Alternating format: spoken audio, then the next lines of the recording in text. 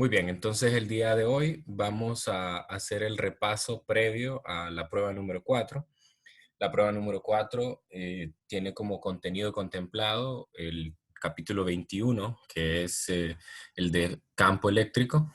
Y pues la idea es hacer un recordatorio de los conceptos más importantes y además revisar algunos ejercicios. Bien, lo primero que debemos pues recordar es que estamos en un campo de la física que conocemos como la electrostática y que básicamente tiene que ver con la interacción de las cargas eléctricas. En ese sentido, lo primero que debemos saber, reconocer o identificar es qué es una carga eléctrica. La carga eléctrica es algo fundamental en la naturaleza. Toda la materia está compuesta de cargas eléctricas, toda la materia está compuesta de partículas y todas las partículas tienen una determinada carga.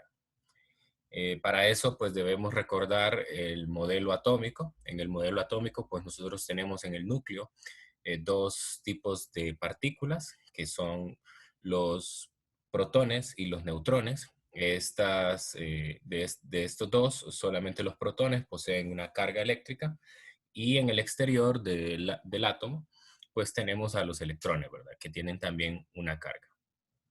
Bien, la característica que tienen estas partículas y por qué son pues tan importantes a la hora de hablar de este tema, pues es que los protones y los electrones tienen exactamente el mismo valor de carga, pero tienen diferente masa.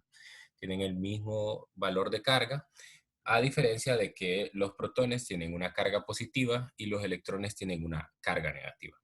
Entonces, pues en la física se ha tomado como referencia a la carga de estas dos partículas por ser las partículas, digamos, más abundantes de la naturaleza, porque todos los átomos tienen protones y electrones, ¿no? Se ha tomado su carga como la referencia, ¿no? Y a esta se le conoce como la carga fundamental. La carga fundamental es 1.6 por 10 a la menos 19 coulombs y pues todas las partículas que estudiamos en la naturaleza las escribimos en función de esta carga, ¿verdad? Entonces, en el caso de los protones, decimos que tienen una carga positivo E, y en el caso de los electrones, decimos que tiene una carga negativo E. Otro hecho que es muy importante, un hecho experimental, es que las cargas que tienen el mismo signo, que esa es una de las cosas que pues le hemos asignado un signo a cada carga. Esto es muy similar a lo de los imanes, ¿verdad? Los imanes sabemos que tienen un polo positivo, un polo norte y un polo sur, y sabemos pues que los polos diferentes se atraen, ¿verdad? Y los polos iguales se repelen. Entonces, lo mismo pasa con las cargas eléctricas de igual signo se repelen y las cargas eléctricas de signo diferente se atraen. Eso no importa cuál sea el valor de la carga, simplemente se va a generar una fuerza de atracción o de repulsión entre las partículas. Bien, entonces en ese sentido, pues nos interesa hablar del concepto de fuerza. Si hablamos de atracción y repulsión, entonces queremos saber cuál es la magnitud con la que esa atracción o esa repulsión se da. Y eso lo medimos a través de la ley de Coulomb. La ley de Coulomb es una ley experimental, es decir, bueno, sí se puede deducir de ecuaciones más generales, ¿verdad? Pero inicialmente se planteó de forma experimental. Y es que si nosotros tenemos un par de cargas en el vacío, estas cargas van a experimentar una fuerza, ya sea de atracción o de repulsión, que es inversamente proporcional al cuadrado de la distancia. Y esta ecuación, pues realmente que es muy importante porque además tiene una gran similitud con lo que es el campo gravitacional. El campo gravitacional también se ejerce una fuerza que es inversamente proporcional al cuadrado, pero en el caso gravitacional son masas las que interactúan, ¿no? Entonces tienen una forma similar, ¿no? Y pues por aquí tenemos otras variables que entran en juego. Una es 1 sobre 4 pi epsilon sub 0, toda esta constante pues usualmente se aproxima a un valor de 9 por 10 a la 9. ¿Sí? Y ahí está involucrado este epsilon sub cero, que es pues la permitividad del vacío. Esta constante básicamente es la que nos dice a nosotros que este experimento de, de medir fuerzas de atracción o de repulsión entre cargas está realizado en el vacío. O sea, si nosotros tuviésemos esto ya en el aire o en cualquier otro medio, entonces la intensidad o la forma en la que se calcula la fuerza pues variaría. Además, aquí están involucradas los valores de carga de cada una de las partículas. Y aquí lo podemos ver en esta figura. Y es que nosotros vamos a tener una fuerza, ya sea de atracción o repulsión, que la podemos medir en base a cualquiera de las dos cargas. Es decir, la carga 1 va a sentir una fuerza que le ejerce la carga 2. Y también la carga 2 va a sentir una fuerza que le ejerce la carga 1. Entonces, en ese sentido, ahí aplicamos la tercera ley de Newton. La tercera ley de Newton nos dice que estas fuerzas tienen que ser iguales en magnitud, pero diferentes en dirección, o más bien opuestas en dirección. Entonces, esa es una manera muy importante de verlo. Siempre nosotros en los ejercicios tenemos que identificar cuál es la carga de referencia sobre la cual nosotros tenemos que calcular esa fuerza que ejerce una o varias partículas, como lo vamos a ver en el ejercicio que tenemos previsto. Y también eso se puede ver en la atracción. En la atracción, una de las cargas va a sentir una fuerza de atracción debido a la otra, y puedo medirlo también respecto a la otra carga, y el valor va a ser exactamente el mismo, pero en dirección opuesta. Y eso pues básicamente es lo que justifica la repulsión y la atracción entre cargas. Entonces, en este caso, es importante que note que pues nosotros tenemos que trabajar con cantidades vectoriales. Y eso es lo que lo vuelve un poco más complejo en algunos ejercicios, porque cuando nosotros tengamos que calcular fuerzas, usualmente vamos a tener que calcular fuerzas resultantes, y esas fuerzas resultantes van a ser el producto de la suma de tipo vectorial, no una suma escalar. Entonces eso hace que nosotros tengamos que considerar descomposición de vectores, considerar magnitudes de vectores, direcciones de vectores, y todo este planteamiento que pues aprendimos en los cursos anteriores. Bien, entonces para pues ejemplificar esto vamos a resolver un ejercicio. En este ejercicio se nos plantea un sistema de tres cargas, dos electrones y un protón. Estos forman una especie de triángulo con un ángulo de 65 grados, y pues hay una separación igual entre ellos, ¿no? La separación que se nos brinda 1.5 por 10 a la menos 10 metros. Además, nosotros queremos calcular cuál es la magnitud y la dirección de la fuerza eléctrica neta que se ejerce sobre el protón. Es decir, que el primer electrón va a ejercer una fuerza sobre este protón, y el segundo electrón también va a ejercer una fuerza. Entonces, necesito calcular cuál es la fuerza resultante después de interactuar con las dos. Es decir, que si solo hubiese una partícula, un electrón, entonces ya se sabría que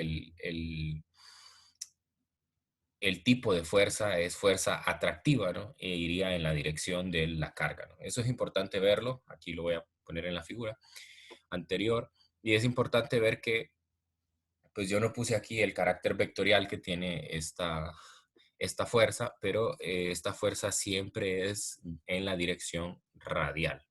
Cuando se dice la dirección radial, pues es básicamente en la dirección de la línea que une a las partículas. Es decir, esta fuerza siempre va a ir ya sea alejándose de la otra carga en la dirección que tiende a alejar a la partícula de la otra carga, o a acercarla, pero siempre sobre la línea que las une. Nunca va a ir en otra dirección diferente a la línea que las une. Bueno, entonces aquí yo voy a tener, aquí en este diagrama puedo ver que tengo dos fuerzas, ¿no? Cada pareja de cargas son cargas de signo opuesto, por lo tanto lo que va a haber es una atracción. Entonces, la partícula, que en este caso es el protón, cuando interactúe con el primer electrón, que le he puesto esta notación primada para diferenciarlo del otro, cuando interactúe con esa partícula, lo que va a hacer es sentir una fuerza de atracción. Entonces, al sentir una fuerza de atracción, su tendencia es moverse hacia esa partícula. Entonces, este vector de acá lo que representa es el tirón de atracción que hace el electrón sobre el protón. Y eso lo voy a simbolizar con este subíndice en la fuerza, que significa la fuerza de atracción que ejerce el electrón sobre el protón. Lo mismo con el otro electrón, ¿no? Va a sentir una fuerza que es un tirón de atracción hacia su carga. Ahora, lo que tengo que hacer, ya en forma simple, es sumar estos dos vectores. Al sumar esos dos vectores, entonces yo voy a poder encontrar cuál es la fuerza resultante o cuál es el tirón resultante que hay del sistema de dos cargas, ¿no? Que ya no va a ir en la dirección de una o de la otra, va a tener una dirección diferente. Bien, entonces para eso planteo que la fuerza total es la sumatoria de las dos fuerzas, la que ejerce el protón, el electrón primado y el electrón sin primar. Y entonces esta suma es una suma vectorial. Y como cualquier suma vectorial, entonces lo que tengo que hacer, o la técnica que más prefiero, o con la que prefiero trabajar, es aquella en la cual tengo que descomponer los vectores, ¿verdad? Entonces tengo que descomponer a cada uno de los vectores en sus componentes X y después operar como ya conocemos. Veo que la primera fuerza pues está a un ángulo de inclinación. Voy a tomar de referencia el protón, siempre la partícula sobre la que quiero calcular la fuerza. Ahí debo dibujar un sistema de referencia imaginario para poder darle la dirección adecuada a los vectores. Entonces, el vector primado está a un ángulo de 65 grados, por lo tanto, eso implica que va a tener tanto una componente en X como una componente en Y. Entonces, aquí las escribo explícitamente. Y en el caso de la fuerza sin primar, esta, pues si yo tomo un sistema de referencia, como les digo, centrado en el protón, entonces esta fuerza va a estar directamente sobre el eje X. Al estar directamente sobre el eje X, entonces solo va a tener componentes en X, ¿no? Entonces ahí estoy separando a las dos fuerzas en sus componentes, ¿no? Y en esas componentes recuerdan que cuando uno hace una descomposición de un vector, entonces en esas componentes va la magnitud y va el seno, el coseno de un determinado ángulo, ¿no? Entonces lo primero que tengo que hacer es calcular la magnitud de esas fuerzas. En este caso las fuerzas son iguales. Vamos a la ecuación anterior y vemos que la magnitud de la fuerza, pues este primer es una constante, así que eso no va a cambiar para ninguna pareja. Y acá lo que va a poner son la multiplicación de las dos cargas. En este caso, cada pareja va a ser protón-electrón, por lo tanto, este producto va a ser igual para cada una de las fuerzas. Y la separación, que también va a ser la misma, ¿verdad? Porque el enunciado nos dice que la separación entre ellas es la misma, ¿no? Entonces, pues las igualo y luego hago el cálculo. Sustituyo en la ecuación, voy a tener la carga del electrón, la carga del protón, entre la constante y la separación. Entonces acá veo que como recuerdan, el protón y el electrón tienen la misma carga. Entonces esto implica que yo voy a tener la carga fundamental por la carga fundamental, eso me va a dar la carga fundamental al cuadrado. Bien, y ahora todo esto lo puedo sustituir. Yo conozco el valor de la carga fundamental y la separación y las constantes, y eso me da un valor de 1.02 por 10 a la menos 8 newtons. Entonces ya tengo el primer paso para poder encontrar la sumatoria, que es la magnitud. Ahora tengo que multiplicar por un coseno o un seno del ángulo que corresponde. Bien, entonces Hago la descomposición acá. La primera fuerza pues va a ser la magnitud multiplicada por el coseno de 65 grados. Recuerde que el primer vector es aquel en el cual tengo un ángulo de 65 grados. Así que este va a tener tanto componentes en X como en Y. Aquí están estos dos primeros términos, representan a esa primera fuerza. Y el segundo va a representar la segunda fuerza que está dirigida sobre el eje X. Por eso pueden notar aquí que está el coseno de 0 grados. Muy bien. Entonces ya tengo el valor de magnitud, solamente tengo que multiplicar la magnitud, que es de 1.02 por 10 a la menos 8. Lo multiplico por el coseno de 65 y encuentro esa componente, ¿no? Pero bueno, antes de eso, lo que quise hacer es una factorización, sobre todo para mostrar el hecho de que cuando uno tiene la sumatoria de vectores, lo que debe hacer es sumar vectores que van o componentes que van en la misma dirección. Entonces aquí estoy sumando la componente en X del primer vector con la componente en X del segundo vector, que me da como resultado la componente en X de todo el vector resultante. Y en el caso de Y, pues solo tengo componentes para el primer vector, así que lo copio como está. Y después hago la operación matemática, ¿no? La magnitud por el coseno de 65 más 1, y eso me da 1.45 por 10 a la menos 8. Y en el segundo caso, la magnitud por el seno de 65, eso me da 9.24 por 10 a la menos 9. Como recordamos de la teoría de vectores, la magnitud de un vector se calcula encontrando pues usando la identidad pitagórica. Entonces, en ese caso vamos a tomar la componente en x elevada al cuadrado más la componente en y elevada al cuadrado y le sacamos su raíz. Entonces, eso me da un valor de 1.72 por 10 a la menos 8. Entonces, ese es el valor de fuerza que siente el protón al colocarse en el punto a una misma distancia de los dos electrones.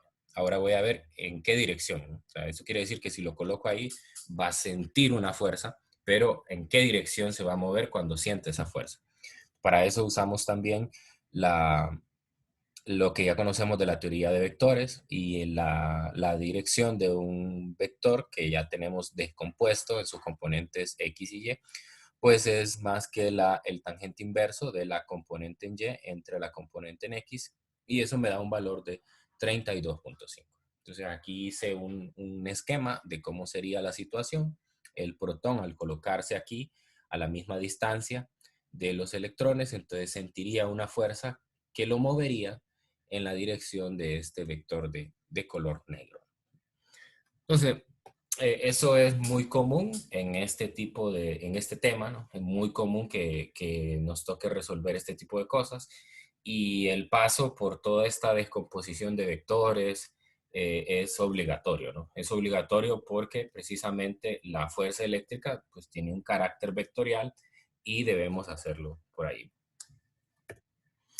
Bien, el otro concepto del que tenemos que hablar es el del campo eléctrico. El campo eléctrico se introduce bajo la necesidad de pues reconocer que las partículas cargadas de cierta manera afectan su medio, y entonces ese cambio que hacen sobre el medio en términos eléctricos debo calcularlo de alguna manera, ¿no? Entonces, en el caso anterior, pues yo lo que podía hacer era imaginar que tengo una carga grande, por decirlo así, en comparación con la otra. Entonces, esa carga pequeña, pues yo usualmente le llamo la carga de prueba porque me permite probar cuál es el valor de la fuerza o de la intensidad con que la carga fuente, le vamos a llamar, repele o atrae a otras cargas. Entonces, lo que quiero acá es eliminar esa dependencia. Quiero poder calcular pues la interacción eléctrica que va a generar esta carga fuente sobre el medio sin necesidad de tener un mediador, que en este caso sería la carga de prueba. Entonces lo que hago es simplemente voy a medir cuánto es la fuerza eléctrica en ese punto donde tengo a la carga de prueba, y después la voy a quitar. ¿Cómo la quito? Pues divido mi fuerza entre esa carga y entonces ya no me va a quedar una dependencia de el medidor, ¿no? O del mediador. Entonces, a eso se le conoce como el campo eléctrico. El campo eléctrico es una propiedad, digamos, del medio, producto de la presencia de una carga fuente. Esto es similar al campo gravitacional. Si nosotros quitamos a la Tierra, digamos, del espacio, entonces ya no vamos a tener esta interacción que hay con con otros objetos como la Luna, los satélites artificiales que tenemos, ¿verdad? Entonces eso lo podemos medir igual, de la misma manera, en el campo gravitacional hacemos lo mismo. Medimos la fuerza gravitacional con la que atrae a los objetos la Tierra y la divido entre el valor de masa y eso me va a dar el campo gravitacional de la Tierra. Entonces, recuerdan que pues en la ecuación estaba la constante, estaba la multiplicación de las cargas entre la separación al cuadrado. Y vean que ya no aparece la otra carga, sino que solo aparece la carga fuente. Entonces, esta cantidad, el campo eléctrico, también es una cantidad vectorial y a nosotros nos va a permitir pues calcular cuál es la interacción que va a haber de otras partículas con el medio que está alrededor de esa carga fuente. Bueno, entonces para saber un poco cómo se comporta el campo eléctrico, en este caso yo tengo aquí el valor del campo eléctrico para una carga puntual. Vamos a ver más adelante que dependiendo de cómo sea la distribución de la carga, así voy a tener una forma diferente de calcular el campo. Entonces, por, por referencia se toma que las cargas de prueba son positivas, así que si yo la coloco en presencia de una carga positiva, esta va a sufrir una repulsión. Entonces se dice que el campo eléctrico pues va en la dirección de ese alejamiento o de esa repulsión de la carga de prueba. Si la carga fuente ahora es una carga negativa, entonces la carga prueba, que por definición es positiva, ahora va a sufrir una atracción, entonces se va a mover en la dirección hacia la carga, ¿no? Entonces en ese caso se dice que el campo eléctrico va hacia la carga fuente. Para eso entonces decimos que si yo tengo un punto en el espacio donde quiero calcular el campo, para saber hacia dónde va el campo eléctrico, necesito saber cuál es el signo que tiene la carga fuente, ¿no? Entonces, en este caso, sustituyo la partícula de prueba y quiero saber cuál es la dirección del campo en este punto. Entonces, solamente tengo que irme a la fuente. Si la fuente es positiva, entonces la línea de campo o la dirección del campo va a ser de tal manera que se aleja de la carga fuente. Y si la carga fuente es negativa, entonces el campo eléctrico va a ir en una dirección de tal manera que va hacia la carga. Eso es muy importante saberlo en los ejercicios, ¿verdad? Cargas positivas generan un campo eléctrico en el cual la dirección de ese campo eléctrico se aleja de él. Y las cargas negativas generan un campo eléctrico a su alrededor que tiene una dirección que las líneas se van hacia él. Entonces aquí podemos verlo ya de una forma más esquemática, ¿no? Aquí pueden tener las cargas positivas, las líneas de campo, que son la dirección del campo, estas se alejan y en el caso negativo, estas se acercan. Entonces, yo puedo tener diferentes configuraciones de carga y las configuraciones de carga van a generar un campo eléctrico completamente diferente. Entonces, una carga puntual va a generar un campo que es radial. Es como que tuviera un foco y los rayos de luz pues salen de ese foco en todas direcciones. Igual, aquí solo estoy poniendo el caso para un plano, ¿no? Obviamente hay líneas de campo que están saliendo de la pantalla o entrando a la pantalla. Si yo coloco ya dos cargas, esto se le conoce como un dipolo, entonces el arreglo cambia completamente y es que hay un principio y las líneas de campo no se van a cruzar nunca entre ellas, ¿verdad? Siempre van a repelerse, por decirlo así, entre ellas y entonces eso va a hacer que el campo ya se pueda mapear de una forma bien diferente, ya no va a ser en una línea recta, sino que ahora se va a curvar y ya tiene pues una forma un poquito más compleja, ¿no? Como la que se ve aquí en la figura del medio. Este es un dipolo, que un dipolo se compone de una carga positiva y una carga negativa. Aquí tengo algo similar, solamente que con dos cargas positivas, y aquí se ve bastante el hecho de que la carga, una carga va a haber una repulsión entre cargas. Nunca se cruzan entre ellas porque las partículas de prueba van a seguir una trayectoria siempre sobre las líneas de campo, ¿verdad? Entonces no se van a cruzar nunca. Bien, vamos a revisar un ejercicio. Es un ejercicio muy clásico en este tema. Normalmente se nos da una configuración de carga y se nos pide calcular en qué puntos o en qué punto el campo eléctrico es igual a cero. Entonces eso es lo que quiero hacer en este problema. Tengo dos cargas, una carga positiva que es 2Q y tengo una carga negativa que es menos 5Q. Es un problema simbólico, no tengo los valores de las cargas, simplemente tengo pues el signo. Y además conozco la separación que hay entre ellas, que es A. Lo primero es encontrar cuáles son los puntos, el punto o los puntos en donde el campo eléctrico es cero.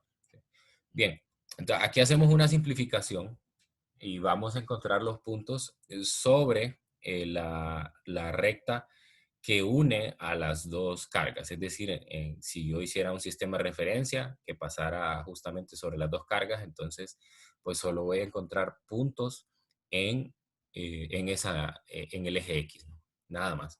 Eh, Pueden haber puntos en otro lugar, ¿verdad? Pero eso hace muy complicado el problema y además involucra ya otras variables como ángulos diferentes a 0 o 180.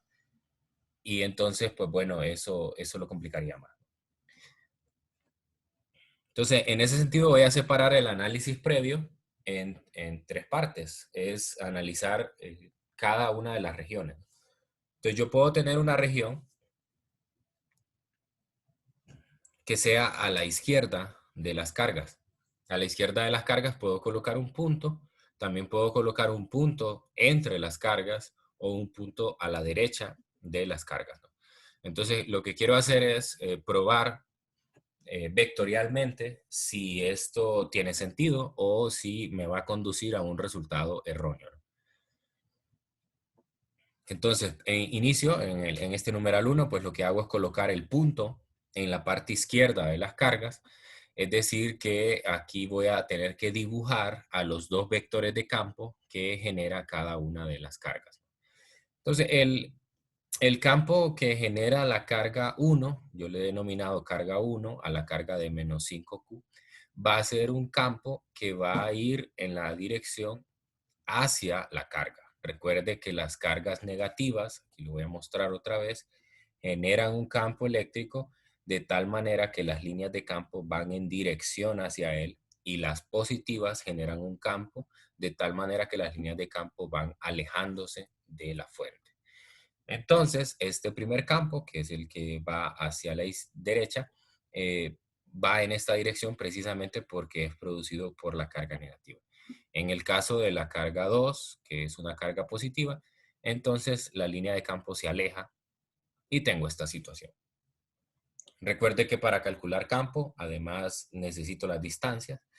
Entonces veo que la distancia que hay entre el punto P y la carga 1 no lo conozco porque es un punto arbitrario a la izquierda de la pareja de cargas, entonces le pongo una variable X, y la separación que hay entre las cargas sí la conozco, es A, de tal manera que la distancia que hay entre la carga 2 y el punto es igual a X más A. Bien, entonces lo que me está planteando el problema es que encuentre esos puntos precisamente donde el campo eléctrico se hace cero. Entonces, si yo hago la sumatoria vectorial de los dos campos, entonces esta me debe de dar igual a cero. Entonces, impongo ya esa condición. Recuerde que para hacer sumatorias aquí necesito hacer la descomposición de los vectores. Y la ventaja acá es pues que los dos vectores van dirigidos sobre el eje X, solamente que uno va en la dirección positiva, el otro en la dirección negativa. Entonces vea que el campo 1 va en la dirección positiva, por lo tanto va multiplicado por un coseno de 0 grados. y el E2 va en la dirección negativa, o sea, va multiplicado por un coseno de 180. Y del lado derecho, pues porque hay que mantener una igualdad, voy a tener un vector cero. Un vector cero quiere decir que tiene componentes cero en cada dirección. Bueno, entonces este coseno de 180 grados me introduce este signo negativo aquí. Aquí es importante reconocer que cuando nosotros hacemos cálculos de campo, al igual que en la fuerza eléctrica, si se fijan acá, bueno, no se pone explícitamente, pero esta carga se tiene que poner sin signo. ¿Por qué no se pone el signo? Bueno, no se pone el signo porque del momento que usted dibuja los vectores de campo, usted ya está incluyendo el signo, ¿no? El hecho de que E1 vaya hacia la derecha y que E2 vaya hacia la izquierda precisamente viene del hecho de que la carga 1 es negativo y que la carga 2 es positiva, ¿no? Entonces, aquí cuando ya calcule la magnitud, pues entonces no tiene que poner el signo. Este signo menos de acá viene del coseno de 180, que obviamente es porque el campo 2 va hacia la izquierda, hacia las X negativas. Si fuese ese el caso, entonces aquí yo debería de poner un signo menos a la carga 1, ¿verdad? Pero no lo estoy colocando porque ya lo incluí anteriormente. Bien, entonces ahora de lo que se trata es que yo resuelva esta ecuación que tengo aquí. Es una ecuación.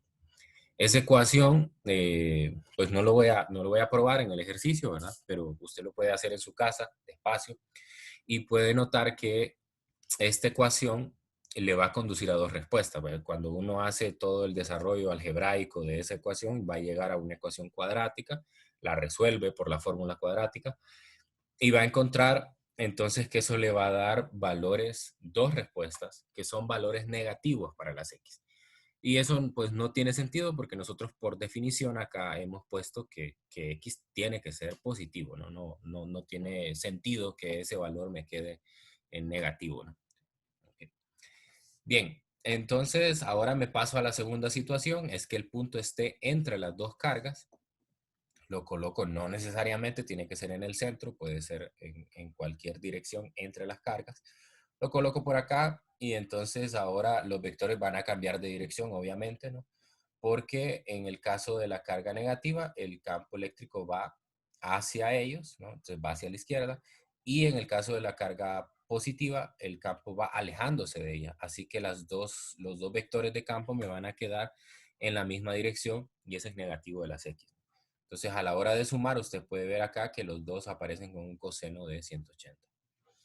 Eh, Calculo la magnitud, entonces veo que los dos me van a quedar con signo negativo y pues eso no tiene mucho sentido porque si yo sumo dos números negativos, eso definitivamente que no me va a dar, no me va a dar cero, ¿no? Ninguno de estos números va a poder convertirse en positivo para que al sumarse con el otro pues me pueda dar un cero porque el único valor donde pues tengo un poquito de libertad ahí es en las X y este está elevado al cuadrado. Y al ser elevada al cuadrado, entonces pues siempre va a ser positiva.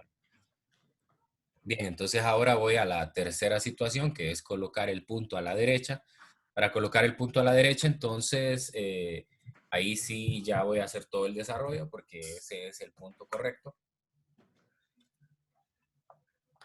Entonces, pues hago lo mismo que antes, ¿verdad? Planteo el punto, veo la dirección de los vectores, la distancia, recuerda que es un punto arbitrario, por lo tanto la distancia que hay es X y saco las mismas distancias, similar, ¿verdad? Una va en la dirección de menos X, otra en la dirección de positivo X, así que, bueno, matemáticamente cumple con el requisito, ¿no? Me va a quedar una cantidad positiva y una cantidad negativa, entonces eso pues tiene lógica que pueda dar un cero. Bueno, entonces ahora sí voy a resolver para este caso toda la ecuación. Entonces, pues aquí veo que se van a cancelar varias cosas. Paso este término negativo al lado derecho y se van a cancelar varias cosas. Se van a cancelar las cargas y además se van a cancelar la constante. Ya solo luego lo que hago es multiplicar cruzado y me va a quedar 2 por x más a al cuadrado y del lado derecho 5 por x al cuadrado. Y entonces hago lo tradicional ahí con estas ecuaciones, es llevarlo a la forma deseada para aplicar una fórmula cuadrática, ¿no? Sustituyo en la fórmula cuadrática y entonces lo que encuentro son dos valores, ¿no? Un valor es 1.72a, 1.72 multiplicado por a. Eso tiene sentido, ¿verdad? Porque primero me da positivo y además me da un valor mayor a A, ¿no? Y el segundo resultado me da negativo, así que lo descarto completamente. Y este resultado también se puede confirmar del primer caso que vimos, ¿no? O sea, yo no lo resolví acá, pero si usted saca todas estas soluciones para la primera situación, entonces va a encontrar por ahí que una de las soluciones es igual a negativo 2.72a. O sea, quiere decir que como es negativo, entonces está al lado contrario de donde usted colocó su referencia. Al lado contrario donde usted colocó su referencia, entonces pues básicamente lo que encuentra en el otro es exactamente este mismo punto. ¿Por qué descarto esto? En este lo descarto porque si fuera negativo, iría a la dirección opuesta de la referencia, o sea, sería entre las cargas, no tiene sentido, ya lo probé anteriormente que no tiene sentido que sea así. Bien, entonces este es un problema típico de campo, ¿no? Es calcular dónde el campo eléctrico va a ser igual a cero. Bueno, también como recomendación, probablemente ya lo hayan visto, ¿verdad? Pero revisar el video que tengo en mi canal de YouTube, que es sobre el campo eléctrico de un cuadrupolo. Ese video o el ejercicio es muy interesante, es un ejercicio un poco complicado porque lleva bastante trabajo, ¿verdad? Pero pues ahí está explicado en detalle, así que les recomiendo que lo vean previo a la prueba, ¿no? Bien, ahora sí ya nos enfrentamos a los problemas que son pues los más complicados de este tema y son los videos o son perdón, los problemas de campo eléctrico debido a una distribución de carga continua. Entonces, en la práctica usualmente lo que encontramos son materiales que están cargados y no son cargas puntuales, sino que están compuestos por millones de cargas puntuales. Entonces voy a tener una barra, un anillo, una esfera cargada. Y entonces yo quiero calcular ahora cuál es el campo eléctrico que genera esta distribución de carga en un punto en particular. Y lo que hago es, bueno, aquí tengo una imagen, ¿verdad? Donde muestro cuál es el procedimiento que se sigue. Es separar la distribución en segmentos. Esos segmentos normalmente van a ser diferenciales. Esos segmentos van a tener una dimensión en particular, ¿verdad? Pero utilizando el cálculo realmente podemos despreciar esa dimensión que tienen, ¿verdad? Y usar un proceso de integración para poder encontrar toda la contribución. Entonces separo en esas pequeñas porciones, cada una de esas porciones va a tener un delta de carga o un diferencial de carga que al sumarlos, pues obviamente me va a dar la carga completa de todo el material. Entonces, cada una de esos segmentos que yo separé va a generar un determinado campo, ¿sí? Es como que yo separe al material en millones de cargas puntuales y cada carga puntual, así como lo vimos en los ejemplos anteriores, pues genera un campo. Entonces, ese campo de cada una de los segmentos individuales, entonces yo quiero calcular toda la contribución. Entonces, para eso, la operación que utilizo es, pues, bueno, el campo eléctrico, pues, como vimos para cargas puntuales, es la constante por la carga entre la separación al cuadrado. Entonces, lo que hago, pues, es sumar. Al sumar las contribuciones de todos, entonces aproximadamente yo voy a tener ese valor de campo, ¿no? Ahora, pero eso implicaría que yo haga una sumatoria bastante extensa, ¿no? Y a mí me interesa que esos diferenciales de carga sean muy pequeños. Entonces nos aprovechamos del cálculo y hacemos el límite cuando esas cargas son muy pequeñas. Y esto pues precisamente es la definición de una integral. Entonces lo que tengo que hacer es integrar y así integrar sobre toda la dimensión de la distribución y con eso encuentro el campo resultante, ¿no? Bien, también por aquí, nosotros podemos encontrar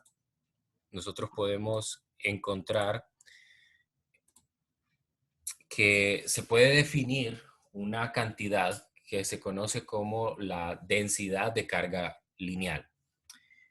Esa densidad de carga lineal me permite a mí hacer un estudio más detallado de cómo varía la carga en toda la dimensión de esa distribución, ¿no? ¿Sí? Entonces, similar a como lo vimos en el primer parcial, que recuerdan que definimos una densidad de masa lineal, entonces aquí vamos a definir una densidad de carga lineal.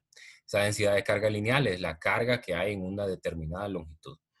Entonces, normalmente trabajamos con distribuciones uniformes, es decir, que no importa cuál sea el segmento que yo tome y la carga que tenga ese segmento, al hacer ese cociente, el valor de lambda va a ser el mismo, ¿no? Por eso se conoce como una densidad, es una constante para el material. Pero bueno, a diferencia de las densidades volumétricas que uno puede encontrar una tabla donde están ya los valores, aquí no es tan fácil. Entonces, usualmente esta densidad de carga lineal se vuelve como una especie de intermediario para resolver los problemas.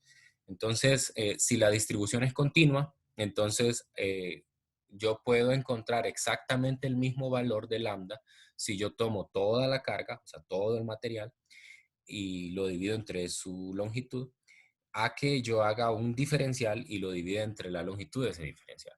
Entonces, normalmente vamos a utilizar la densidad lineal en términos de esta sustitución que está aquí. Entonces, si se fijan en la ecuación de campo, pues me aparece un diferencial de carga. Ese diferencial de carga yo puedo hacer un cambio de variable y escribir en lugar de diferencial de carga, lambda por el diferencial de él. Eso lo hago porque normalmente no conozco la forma funcional en que la separación, que es la que vean que voy a integrar aquí, varía en términos de la carga. Pero lo que sí voy a conocer es cómo varía la longitud en términos de otras variables por ahí, ¿verdad? Pueden ser X o Y, ya vamos a ver cómo es el caso.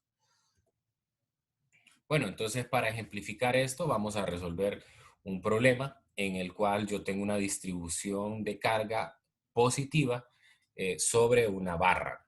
Sobre esta barra que la coloco sobre el eje Y, conozco la longitud, es igual a A, y conozco el valor de su carga total, que es Q mayúscula, y es positivo. Entonces, quiero hacer tres cosas. Lo primero es calcular cuánto es el campo eléctrico debido a esta distribución en el punto donde está ubicada esta carga negativa. Entonces, antes de eso, lo que debo de hacer es identificar cuál es la dirección que va a tener. Entonces, para eso, el primer paso en estos ejercicios siempre va a ser, usted tiene la distribución, coloque un diferencial de carga. Ese diferencial de carga puede ir en cualquier punto, no importa dónde lo ponga, puede ir en cualquier punto. Puede ser un punto ya sea en un extremo o en el medio, ¿verdad? Pero lo mejor es que lo coloque en un punto no tan favorecido, porque, digamos, si usted lo coloca aquí en el extremo, entonces puede cometer el error de pensar que para toda la distribución cada diferencial va a estar a una coordenada YA, y eso no es cierto. Es decir, el diferencial va a estar ubicado sobre cualquier punto de la línea de carga. Entonces, ese diferencial sobre el punto P, que es donde voy a colocar posteriormente la carga negativa para calcular la fuerza. Entonces, sobre ese punto va a ejercer un campo eléctrico, ¿sí? En el enunciado nos dicen que toda la distribución de carga es de signo positivo, por lo tanto también un segmento de esa distribución va a tener un signo positivo, ¿no? Entonces, al tener un signo positivo, esta va a ejercer un campo eléctrico, de tal manera que se va a alejar de la carga, ¿no? Por eso lo coloco de esta manera. Ahora, ya le pongo el diferencial de campo porque este segmento no me va a generar el campo total, me va a generar un diferencial de campo sobre ese punto. Yo quiero calcular toda la contribución. Entonces, eso es lo primero que hacer, seleccionar un diferencial de carga. Después veo cuál es la distancia que hay desde ese diferencial al punto, porque recuerde que necesito tener R para calcular el campo eléctrico, ¿no? Entonces ese R, si ven aquí se forma un triángulo rectángulo. Entonces ese R va a ser por Pitágoras, pues va a ser la raíz cuadrada de x cuadrado más y cuadrado. Eh, Aquí coloco estas dos variables porque ese punto va a estar a una coordenada y, no es A ese punto, porque ese A solamente va a ser cuando el diferencial esté en la parte superior. Por eso les decía que tenían que tomar un punto arbitrario, no necesariamente los más favorecidos, digamos que es en el origen o en medio o en A, porque pues, se puede cometer el error de pensar que la coordenada en Y va a ser igual a A, y eso no es cierto. Y en el caso de X, pues lo que me piden es que encuentre para puntos sobre el eje X. Así que cualquier punto sobre el eje X va a tener una coordenada en X eh, denotada por esta variable X. Entonces, ese va a ser el dibujo inicial. Además, pues hay un ángulo acá, ¿verdad? Que se forma debido a esta inclinación. Y por identidades, yo sé que este ángulo es igual a este otro ángulo que está aquí. A mí me interesa calcularlo en esta dirección. Bien, si se fijan, entonces ahora lo que tengo es un vector que tiene una componente en X y tiene una componente en Y. Aquí está en esta pequeña figura abajo. Y aquí tengo el ángulo. Este vector tiene una componente en X y tiene una componente en Y. Y luego de eso, pues tengo que hacer la descomposición. Al hacer la descomposición, ese vector va a tener como componente en X el diferencial de E, o sea, la magnitud de ese campo, por el coseno del ángulo. ¿Sí? Y en el caso de Y, pues voy a tener el diferencial por el seno del ángulo y un signo negativo porque tengo el vector en el cuarto cuadrante. Entonces, ahí está mi ecuación, con esa voy a empezar. Y ahora lo que necesito calcular son las variables que están involucradas ahí. Una es el diferencial de E, es la magnitud del diferencial de campo, y las otras es encontrar cuál es el valor del coseno de teta y del seno de teta. Bueno, para encontrar la magnitud, entonces pues voy a sustituir la fórmula como la tengo originalmente planteada para una carga puntual. El campo eléctrico es la carga, que en este caso es diferencial de carga, por la constante entre la separación al cuadrado. Okay. O sea, en este momento hago el cambio de variable que inicialmente les mostraba, ¿no? O sea, aquí en lugar de poner el diferencial de carga, ahora voy a poner lambda por diferencial de L. ¿Por qué? A mí me interesa o yo puedo calcular la integral en términos de longitudes, en términos de cargas no lo puedo hacer porque no conozco su relación funcional. Entonces escribo acá diferencial de carga, lambda por diferencial de Y. Tengo que colocar exactamente sobre qué dimensión se está variando la carga, ¿no? En este caso está sobre el eje Y, así que el diferencial de L, en este caso es un diferencial de Y. Si estuviera sobre el eje X, entonces aquí iría un diferencial de X. Y el R, pues ya lo vi anteriormente en el triángulo, es igual a la raíz cuadrada de X cuadrado más Y cuadrado. Bueno, y para calcular el coseno y el seno, entonces ahí lo que hago es ver el triángulo, ¿no? Recuerde que el coseno es el lado adyacente entre la hipotenusa y el seno es el lado opuesto entre la hipotenusa, así que ahí encuentro cuál es la relación que hay para el coseno y para el seno. Ahora meto todos esos valores en la ecuación anterior. Todo esto que está acá, voy a ponerla de nuevo, fíjese, el diferencial de A de E por el coseno de teta menos el diferencial de E por el seno de teta. Entonces, este primero es el diferencial de E, que ya lo calculé antes, la magnitud del campo, y esto que va acá es el coseno del ángulo, menos la magnitud del campo por el seno del ángulo. ¿Sí? Entonces, ahora lo que voy a hacer es simplificarlo. Veo que hay un factor común en ambas, es lambda y 4pi epsilon sub 0, lo saco de ahí. Y luego solo me quedo con este cociente de acá. X diferencial de Y entre X cuadrado más Y cuadrado a la 3 medios, ¿no? Eso es a quedar a la 3 medios porque si se fija aquí, yo tengo una base que tiene un exponente, 1 y aquí tengo la misma base con el exponente 1/2. ¿No? Sumo los exponentes y eso me da 3/2. Bueno, entonces ahí tengo ya mi ecuación final. Ahora ya estoy listo para hacer la integración. Entonces lo que hago es integrar a ambos lados bajo la dimensión correcta, ¿no? Entonces, si se fija aquí, si yo integro el lado izquierdo, eso me va a dar el campo total y tengo que hacer la integral individualmente sobre cada componente, ¿no? La integral es sobre y. Recuerde que solo va a integrar respecto a la distribución de carga. Entonces, y, ¿cómo varía en la distribución de carga? Va desde 0 hasta A. Nada más. No va a integrar ni antes ni después de la distribución porque ahí no hay carga. Entonces el campo eléctrico, debido a esa parte donde no hay carga, es cero. Ok, entonces hago las integrales. Estas integrales son conocidas. Se las coloco por acá, ¿verdad? Pero en el caso del examen, ustedes tienen la hoja de fórmulas. En esa hoja de fórmulas están las integrales, ¿vale? Entonces ahí las pueden tener de referencia. Bueno, aquí están los resultados de las integrales y ahora simplemente lo que hago es aquí, por aparte, las evalúo y tomo los límites de integración, ¿no? Entonces en el primer caso puedo ver que al evaluar en 0, pues esto me va a dar 0 porque tengo una y en el numerador. Entonces solo me va a quedar un término, que es cuando y es igual a... Aquí está el resultado. En la segunda integral, pues sí voy a tener dos resultados, porque la respuesta es -1 sobre la raíz cuadrada de x cuadrado más y cuadrado. Cuando evalúo en a, pues entonces me va a quedar este primer término. Solo sustituyo la y por a. Pero en el segundo caso, sí es cierto, la y va a ser 0, pero me va a quedar la raíz cuadrada de x al cuadrado.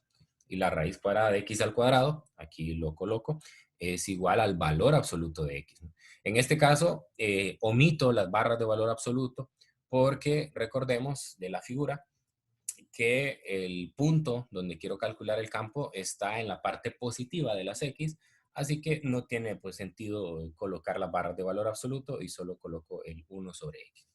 Pero esos son los dos resultados de las integrales. Ahora me voy de nuevo a la ecuación donde estaban las integrales y sustituyo. Además de eso, voy a sustituir el valor de lambda, porque yo lambda no lo conozco. Lambda solo fue un intermediario.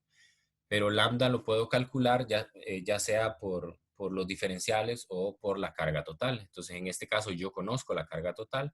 Recuerde que lambda es carga entre longitud. Entonces, en este caso, la carga total Q está distribuida sobre una longitud igual a A. Entonces, meto eso de nuevo para poderlo tener solo en función de las variables que el enunciado me plantea. También veo que aquí se me cancela un X, ¿sí? Y entonces ya puedo separar, porque el problema me dice que encuentre las componentes en X y en Y del campo resultante, ¿no? Entonces lo separo, la componente en X sería esta, y esta sería la componente en Y. Ya lo que sigue es bastante más sencillo porque solo me dicen en el inciso B que calcule las componentes X y Y de la fuerza que la distribución de carga ejerce sobre la carga negativa que coloco en este punto, ¿no? Es como que en el inciso A hubieses quitado esa carga y después la pongo ya conociendo el campo.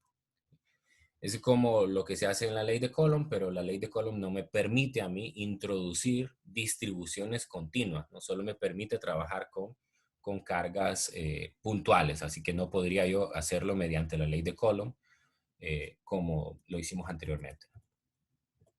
Entonces, recordar pues que la relación entre la fuerza eléctrica y el campo simplemente es una constante, es la carga de prueba, en este caso la carga de prueba es una carga de menos Q, es simplemente multiplicar cada una de las componentes anteriores por un valor de menos Q. Así de sencillo. Entonces, esa sería la fuerza que sentiría la carga menos Q en presencia del campo eléctrico que genera la distribución de carga. Ahora, el inciso C, pues ya tengo que hacer una aproximación. Me dice que demuestre que si X es mucho mayor que A. Eso quiere decir que la carga negativa yo la voy a alejar mucho de la distribución continua. Entonces, la separación que hay entre ellas va a ser mucho mayor que la longitud de la carga. Entonces, me dice que demuestre que esas componentes de fuerza se reducen a algo un poco más simple y me dicen que explique eh, por qué se obtiene este resultado o qué significa prácticamente. Entonces, ahí lo que hago es aplicar lo que en matemáticas se conoce como la expansión binomial. En esa expansión binomial es escribir un binomio elevado a una potencia en términos de una serie.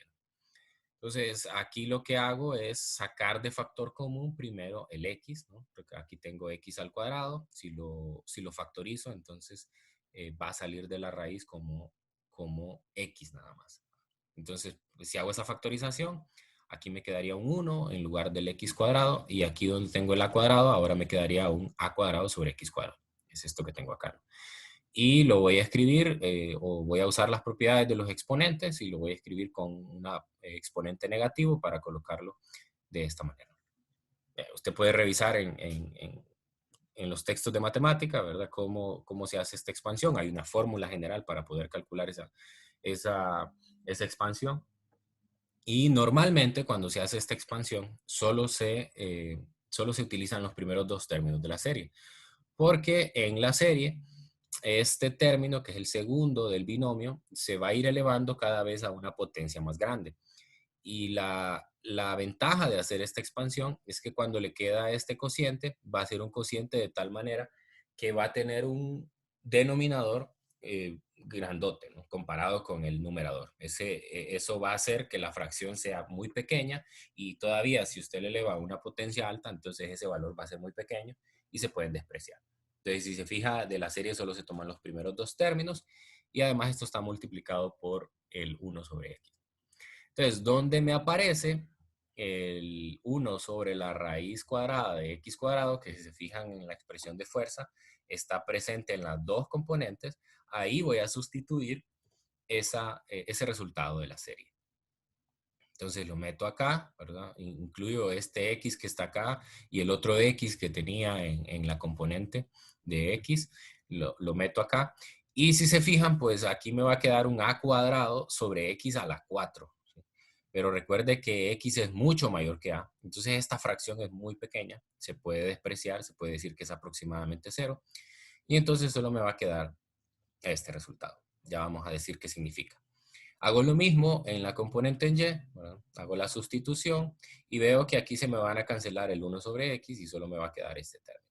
Entonces aquí me queda este otro resultado, y si se fijan, pues hay una diferencia entre los dos. El primero es que no aparece la a, en el segundo sí aparece la a, y este resultado es bastante familiar porque es exactamente el mismo que se obtiene en la ley de Coulomb si las dos cargas fueran puntuales. O sea, básicamente lo que quiere decir es que si usted aleja el punto o aleja la otra carga mucho, entonces la distribución pues va a ser cada vez, en términos de dimensiones, pues va a ser cada vez más pequeña, y eventualmente la puede tomar como que si fuese una carga puntual. Entonces, al ser así, entonces esto es un resultado similar al de las cargas puntuales. Y lo puede ver aquí, lo mismo, ¿verdad? Este resultado, cuando x es mucho mayor que a, entonces el término que predomina es el de x, ¿sí? Este término va a ser despreciable cuando nosotros tengamos eso, ¿no? Porque vean que aquí aparece el x al cubo abajo y aparece la a, o sea que esta fracción es bastante pequeña. Eso es lo que significan. Bueno, entonces como ven, estos problemas pues no son fáciles, es decir, uno tiene que hacer bastante matemática para llegarlo, pero puedo resumir los pasos. Lo primero es dibujar un diferencial de carga sobre la distribución, después dibujar el vector del campo, como lo hice acá. Ese diferencial de campo, ¿no? Luego lo tengo que descomponer, su componente es x y después encontrar la magnitud, ¿verdad? Meter siempre ahí la densidad de carga, y también sustituir por otras variables a la separación, ¿verdad? Porque ahí es precisamente donde usted va a encontrar cuál es la función que tiene que integrar, ¿no? sustituir los cosenos y los senos, que siempre van a estar presentes en estos problemas, ¿no? Sustituirlos por las variables y después integrarlos. ¿Sí? Ya el proceso de integración no debe tener mayor dificultad, pues porque usted puede utilizar las integrales de las tablas, ya no tiene que hacerlo necesariamente, pues se sabe que estos resultados de estas integrales vienen de una sustitución trigonométrica, pero no es el objetivo de la clase que usted realice la sustitución trigonométrica, sino que puede tomar ya el resultado de la integral y sustituirlo. Bien, y bueno, ya eso es lo que hay que hacer. Bien, entonces ahora ya para ir cerrando, el último tipo de ejercicios con los que nos podemos enfrentar. Por ahí también hay un video en mi canal donde es un video ya más extenso de esta parte, también lo recomiendo que lo vean, ¿verdad? De movimiento de partículas cargadas en un campo eléctrico. Entonces, aquí lo que uno tiene que reconocer es que una partícula, cuando se mueva sobre un campo eléctrico, esta va a tener diferentes tipos de movimientos dependiendo de cuál sea pues la dirección en la que inicie su movimiento, ¿no? Entonces, normalmente aquí trabajamos con placas paralelas. Las placas paralelas son placas de distribución continua, una cargada positivamente, otra negativamente. Y si yo coloco una carga pues en medio, de tal manera que coincida con las líneas, o sea, solo la coloco ahí, entonces el movimiento de la carga pues va a ser nada más en línea recta.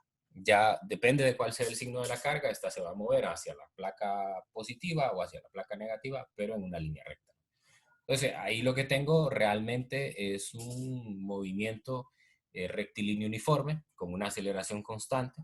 Entonces voy a utilizar exactamente las mismas ecuaciones de la cinemática, con la diferencia de que la aceleración ahora la voy a utilizar en términos del campo eléctrico. La partícula solo está sometida a una fuerza, que es la fuerza eléctrica. Recordamos que es igual a la multiplicación de la carga por el campo. Y eso va a ser igual por la segunda ley de Newton a la masa por la aceleración. Entonces despejo de ahí para la aceleración y solo la sustituyo en las ecuaciones de la cinemática y resuelvo como cualquier problema de cinemática, ¿verdad? Despejando para alguna variable, jugando con las diferentes ecuaciones. Aquí a reconocer que la dirección de la aceleración va a depender de la carga, ¿sí? No, no es lo mismo que usted coloque una carga positiva o una carga negativa, ¿no? Si coloca la carga positiva, entonces la aceleración va a ir en la dirección positiva, y si coloca una carga negativa, entonces esta va a sentir una aceleración opuesta a la otra. La situación se puede complicar un poco más cuando nosotros lanzamos esas partículas de forma perpendicular a ese campo que generan las placas paralelas. Porque entonces ahí ya la partícula pues ya no se va a mover en una línea recta, ¿no? Sino que la partícula va a seguir un movimiento parabólico similar al de los proyectiles. Y entonces la dificultad acá pues es que tengo que escribir ecuaciones de movimiento tanto para X como para Y. Estas que están aquí en este recuadro están escritas para X, existirían las mismas ecuaciones, pero para Y.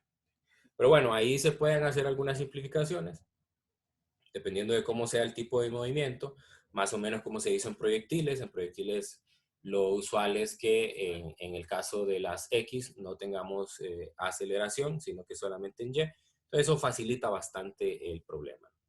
Entonces vamos a hacer un ejercicio. En este ejercicio tengo dos placas paralelas.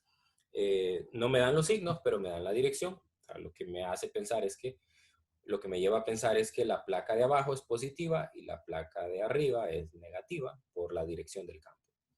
Entonces, aquí voy a proyectar un electrón, ya no de forma perpendicular, sino a un ángulo, ¿verdad? Entonces, también ahí se complica un poco la cosa.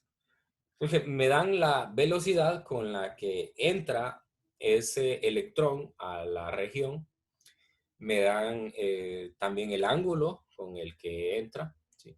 Y me dan la magnitud del campo. Me dan la separación que hay entre las placas y la distancia que tienen las placas, ¿no? Entonces, se va a lanzar a 39 grados con una determinada velocidad. Entonces, la primera pregunta es si el electrón va a golpear cualquiera de las placas. Entonces, ahí hay que entender ese movimiento. O sea, aquí se pueden dar dos casos. Una es que el electrón entre y el movimiento parabólico sea de tal manera que disminuya rápido su curva y entonces desciende y golpea la placa de abajo. O la parábola puede ser muy pronunciada y entonces el electrón va a subir y va a golpear a la placa superior. Entonces, cualquiera, cualquiera de los dos casos es lo que me están preguntando. Si va a golpear ya sea la placa de arriba o la placa de abajo. ¿Sí? Entonces, ¿cómo voy a hacer eso? Con las ecuaciones de movimiento. Entonces, voy a plantear las dos ecuaciones de movimiento. La primera ecuación de movimiento para X, ¿verdad? Obviamente aquí veo que la partícula se mueve similar a un proyectil. Entonces, la aceleración va a estar solamente en Y. Así que la ecuación de movimiento se simplifica bastante, solo va a ser igual a la velocidad inicial por el tiempo. Pero como aquí tengo un ángulo, entonces tengo que escribir la componente de ese ángulo, que sería la velocidad inicial por el coseno de teta, ¿sí? Multiplicado por el tiempo. Lo mismo para Y, solamente que voy a tener una aceleración en este caso. Y ahora, ¿cuál va a ser mi punto de partida? ¿No? Mi punto de partida va a ser la ecuación en Y. La ecuación en Y me va a permitir a mí, porque es una, si se fijan, es una ecuación cuadrática, tiene involucrada a la variable Y tiene involucrado al tiempo. No conozco el tiempo que va a recorrer porque dependo de si va a golpear o no la placa, si golpea la de arriba o la de abajo, el tiempo no lo conozco. Entonces, yo tengo esta ecuación, que es una ecuación cuadrática, y yo la voy a resolver para el tiempo. Si el tiempo me da valores reales, o sea, es decir, al resolver la ecuación cuadrática, esta me da valores reales, entonces quiere decir que el electrón va a golpear una placa. ¿Sí? Entonces, pero para eso implica que yo le coloque un valor de Y. Si yo quiero saber si golpea la placa inferior, entonces lo que tengo que poner aquí donde está Y es la coordenada en Y de la placa inferior, que sería 0. Y si yo quiero saber si golpea la placa superior, entonces tengo que colocar la coordenada en Y de la placa positiva, de la placa superior, que sería igual a la separación que hay entre las placas. Entonces, en este caso yo lo voy a hacer con la placa superior y voy a sustituir. Aquí donde está la aceleración, ya meto el valor de aceleración como anteriormente lo definí en términos del campo eléctrico. Y ahora pues voy a hacer la sustitución, ¿no? Entonces voy a encontrar los valores. Recuerde que aquí en la fórmula cuadrática usted lo que necesita saber es cuál es el valor de los coeficientes que acompañan a cada término de la ecuación. Entonces los sustituyo y finalmente llego a esta ecuación cuadrática, la resuelvo y lo que veo es que me va a dar pues dos valores, ¿no? Pero uno de los valores es 8.94 por 10 a la menos 9. Obviamente no voy a tomar el negativo porque no tendría sentido tener un valor de tiempo negativo. Entonces, eso quiere decir que sí hay un tiempo en el cual golpea la placa superior. O sea, quiere decir que la partícula para ese tiempo que encontré, esta está ubicada justamente donde está la placa o está golpeando la placa superior. Entonces, ahora me pregunta a qué distancia del extremo izquierdo, o sea, de la referencia donde entró la partícula, entonces yo tengo ese choque, ¿no? Pues para eso es fácil, si ya tengo el tiempo, entonces puedo calcular cuál es la coordenada en X, sustituyendo en la ecuación de movimiento de X, ¿no? Y eso me da un valor de 4.1 centímetros. Entonces aquí tengo una figura donde yo les muestro cómo va ese movimiento de la partícula. Entonces, esta partícula realiza un movimiento parabólico, golpea la placa superior a una distancia de 4.1 centímetros y 19.7 centímetros. Entonces, esta es la manera en la cual nosotros podemos saber cómo se da ese movimiento.